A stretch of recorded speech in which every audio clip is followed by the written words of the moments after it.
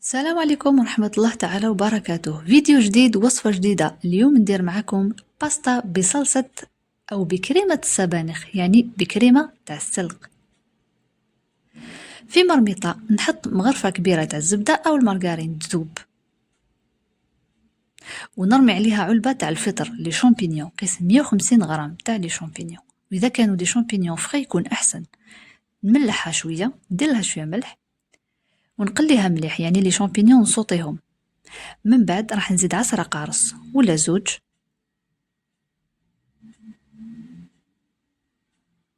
ونضيف كاس تاع الماء ونخليه يطيب حتى يتشرب ويتبخر مليح هذاك الماء.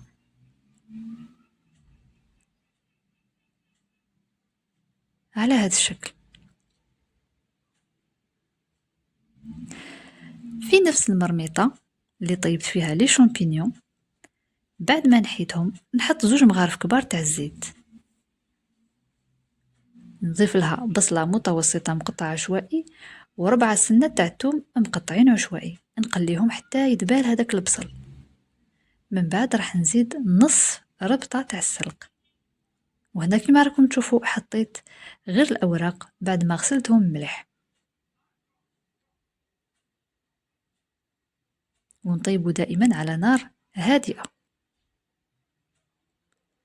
رايحة نزيد هنايا الأعشاب العطرية ملعقة صغيرة، اللقطة هنا تحذفت، نضيف هنا شوية تاع الملح، ما نضيفوش بزاف، والقليل من الماء. هنا رايحة نزيد شوية تاع الماء بصح ما نكتروش بزاف.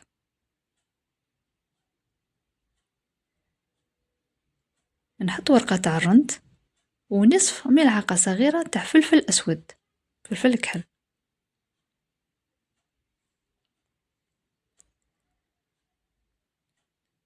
نغلق ونخليه يطيب على نار هادئة بيان سور. بعد ما يطيب رايحة نحي الورقة تاع الرند ونرمي عليها كاس تاع كريمة سائلة، أنا استعملت هنا لا مارك ظاهر. نخلي الكريمة هذيك حتى تغلي، من بعد نروح نرحي كلش بالميكسور ونتحصلوا على هاد الصلصة الجميلة.